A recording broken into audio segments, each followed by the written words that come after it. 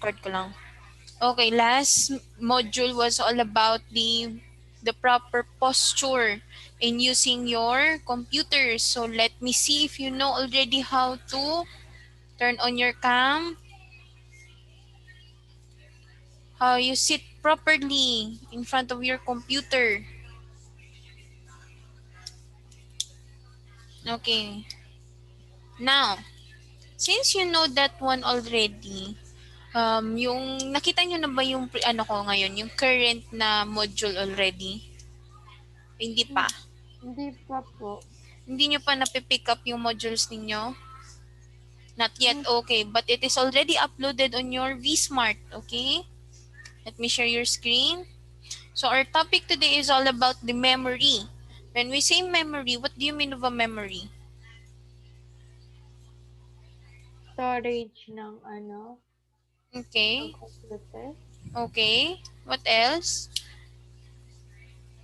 From the word memory, kapag nakarinig kayo ng word na memory, anong pumapasok sa utak nyo? Naalala. Naalala. Storage. Kanina sinabi na yung storage. Naalala. Ano pa? No more? Okay, para mabilis tayo. So, when we say memory, in the terms of your computer, it is your electronic storage. When we say electronic, ano bang meaning ng electronic? Yung ano, yung Yung laptop, yung devices. Devices. Okay, very good. Pwedeng devices, software. anything or any material that is nang kailangan ng electricity. Kagaya ng computer, your phones, your lahat ng kailangan ng kuryente. And also, there are two types of memories on your computer. Meron tayong tinatawag na long-term and short-term memory. Parehas lang din yan sa utak ng tao. 'Di ba? I told you, computer is like a person also, na may utak din sila. What is the brain of your computer again?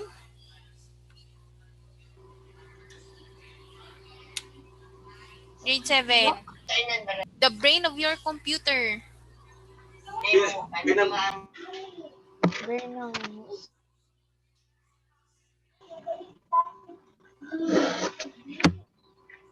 Kung abbreviation niya, 3 letters. Kung abbreviation. Wait. Sa module ko na, andyan na sa screen ninyo. Hindi nyo na lang binabasa. CPU. Okay, very good. Your CPU or what is the meaning of CPU? Central Processing Unit. Okay, very good. Central Processing Unit. Okay, so there are two types of memories on your computer. Okay, first is we have the ROM and the other one is your RAM.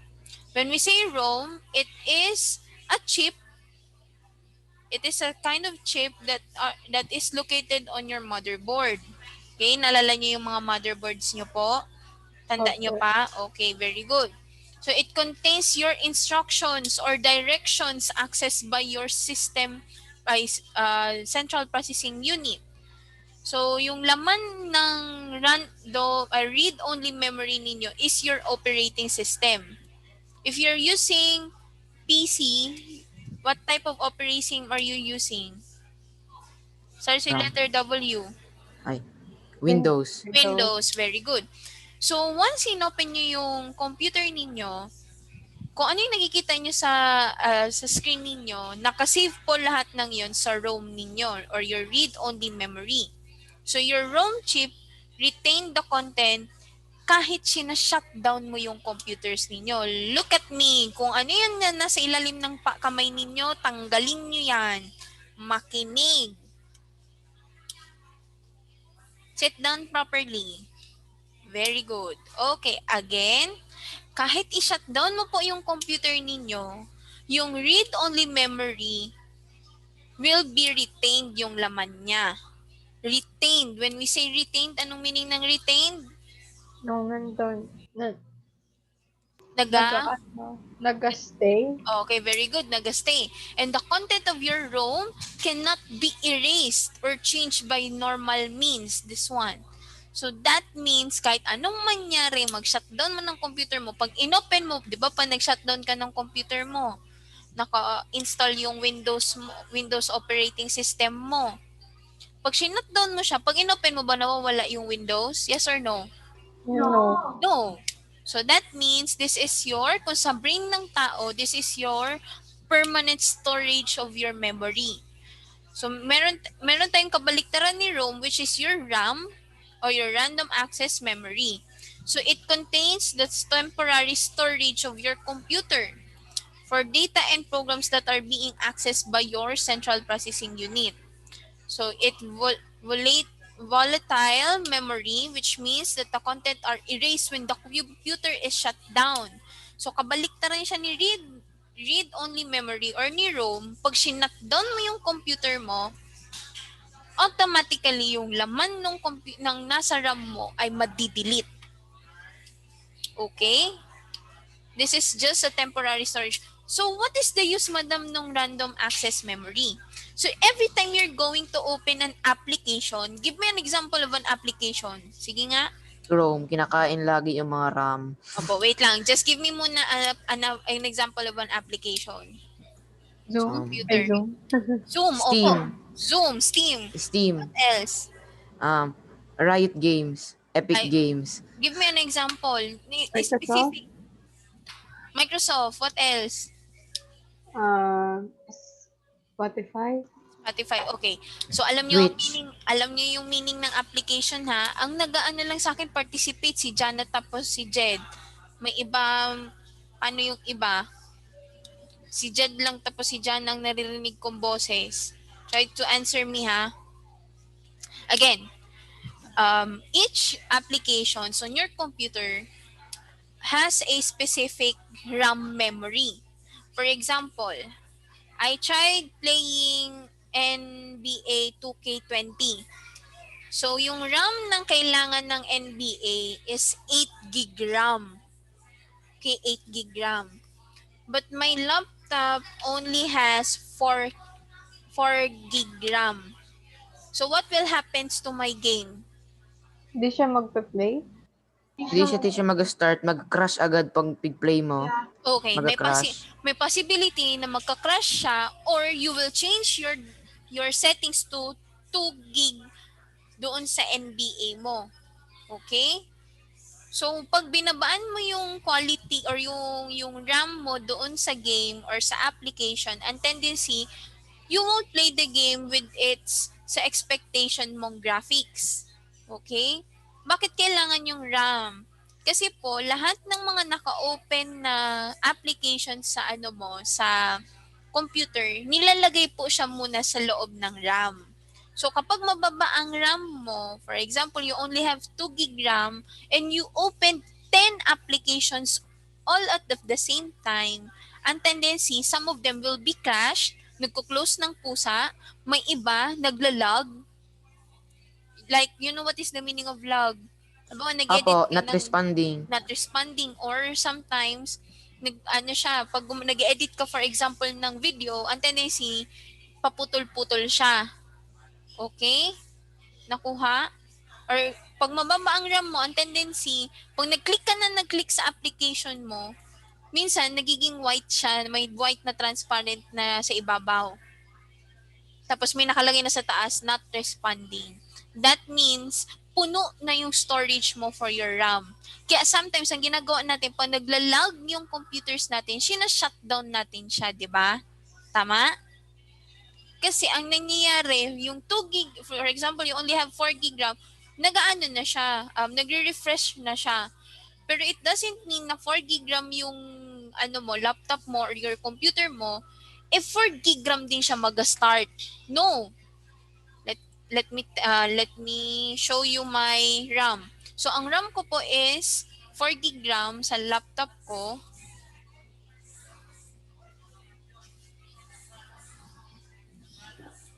Ayan. My central processing unit is Ryzen 5 or i5, mas kasama niya or kapantay niya sa level ni Intel Core is i5. So makikita nyo dito CPU, memory, disk, network, GPU. I'm only using Zoom, Microsoft Edge, Windows Explorer, and Microsoft Word. Pero tingnan niyo yung RAM ko, ilang percent ang na-use ko already? 89. 89. Pag close ko to, bababa din siya, but hindi siya fully capacity na 100%. Bakit? Kasi, ewan. Dahil sa operating system ninyo.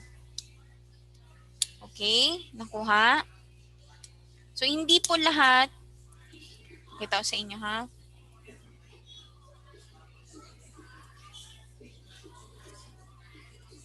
Right-click, properties. Look at my computer.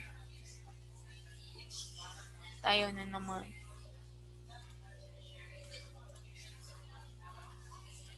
So, my laptop is 4 gig RAM, but the usable RAM I'm only using is only 3.8. Ito. Nakikita nyo? Thumbs up if nakikita. Ito, 3.8. Bakit? The remaining of the 3.8, so maminusan natin 4 minus 3.81, nasa siguro 19.19 gigabyte ang ginagamit for my operating system. So, hindi siya fully capacity na 4 gig RAM na nagagamit mo. So, kung kapag may game ka na more than 4 gig RAM ang needed, then you should upgrade your computer to at least 8 gig RAM. Kung gusto mo mas mataas pa, pwede yun. You go to your 16 gig RAM. Okay? So, ganun lang yun. Magkabaliktad lang po si read-only memory and si random access memory. Question of the two. Masyadong mabilis? Hindi naman. Hindi naman. Alin yung ano nga ulit? Alin yung may long-term memory? ROM or RAM? ROM. ROM. Okay, very good. Alin nga po yung nag-i-erase ng lahat na nakasave sa RAM. memory? RAM. Okay, very good. Ganun lang yun kadali. Pag ROM, permanent. Pag RAM, pag A, hindi. Okay, very good. So, this is an example of your memory. So, ito po yung mga example ng BIOS chip na tinatawag natin. Ito yung chip, ito yung module. Okay, nakuha. Again, this is your chip, this is your module. Question. Have you seen a RAM sa personal? Like, nahawakan nyo na? No. No, okay. Okay lang. Sa Coblab meron eh. Hindi nyo tinitingnan kasi. Okay. This is your RAM. Connected po yung RAM ninyo using this gold-plated sa RAM.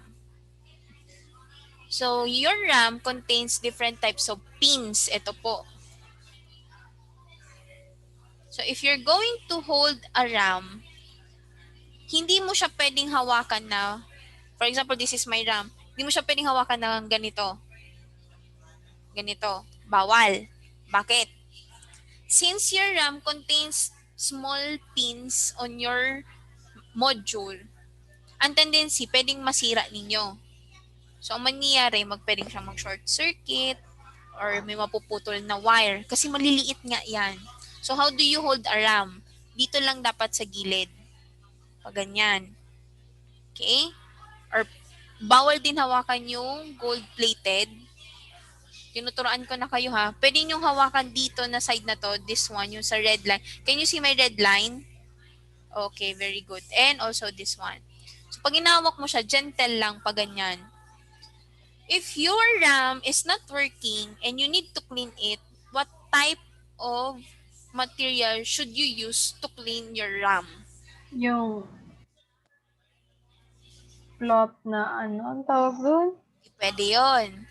Pwede yung Pwede lint cloth sa labas at sa loob ng ng computer. But when it comes to your RAM, what type of material should you use to clean your RAM? Alam niyo po? No. Sirit. Hirit na para mabilis tayo kasi hanggang 10:50 lang tayo. So you can use a eraser. Pencil eraser. Opo, pencil eraser. You try to search it on YouTube on how to clean or the proper way to clean a RAM. Okay? Bakit kailangan natin linisin yung RAM? Some of the RAMs are not working due to the dirt inside your RAM. Syempre, yung slot nung RAM ninyo, hindi yun gagamitan ng eraser, but you're going to use your pwedeng brush, a clean brush, or your air compress. Nalala niyo yung air compress nyo sa lesson ko? Yes. Opo, okay? Nakuha na? So, dalawa po siya. Meron siya dito sa harap na gold-plated and also dito sa gitna. Naabutan niyo yung PSP before na or yung portable PSP na pwede mo siyang magsalpak ka ng ng CD ata yun or yung parang color card. grade. Opo. So, meron din siyang gold-plated. Pero yun, pwede mo yun i-blow. Ay, yung kagaya sa Nintendo. Opo, ganun din sa Nintendo. It looks like that one din, yung RAM. May gold-plated din po siya, pero mas sensitive si RAM compared Teacher, to... yung parang extra terabytes na linalagay sa PlayStation pag gusto mo? Yes po, pwede ganun din yon. So, bakit kailangan natin ingatan yung RAM? Kasi, your computer won't work once your RAM is broken. And ang RAM masyadong expensive. It depends on the brand you are using. At saka sa size. Sa size din po, opo. The higher the size, the higher the price. Mas mahal ata yung mga nasa 16 gigabyte pataas. So, how many slots do you have for your laptops and computers for your RAM? Maximum. Mga dalawa, I think. Dalawa. Opo, dalawa. Can I put one RAM inside the computer? Yes or no? Yes. Yes. Okay. Question. Wala? Hindi naman masyadong mabilis? Sure. Okay. So it's already 10:49.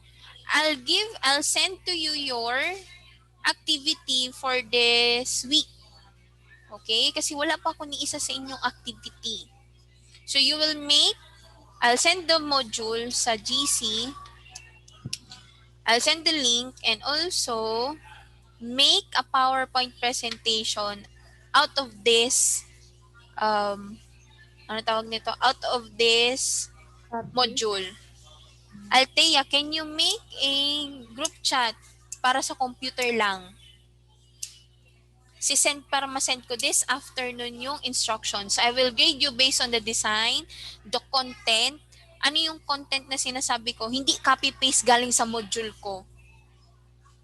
You will make your own na content and also yung graphics kung maganda ba yung mga pictures na nakuha ninyo.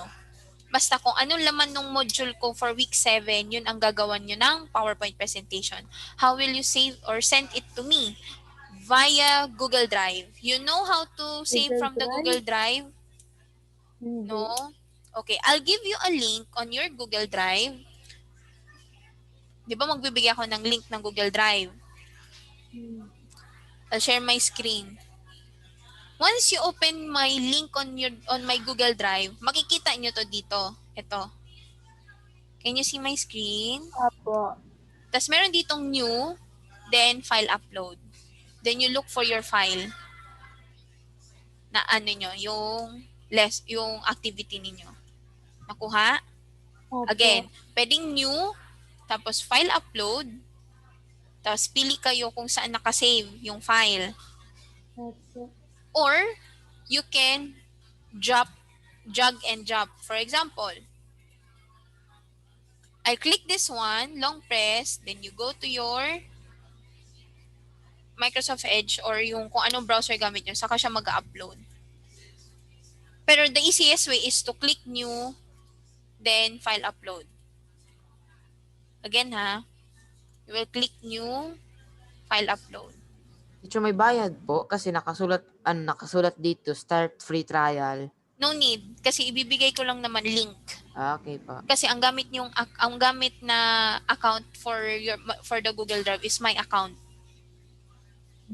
Okay, no more question. I'll just send the updates on our GC for you to make your activity. Deadline is on Friday pa naman. Okay. Bawal mag-cram. Cramming. Yung nagmamadali, yung kung kailan deadline na sa kagagawa. Okay na? No more question? Okay, goodbye grade 7. Althea ha, yung GC po, pagawa na lang. Thank you.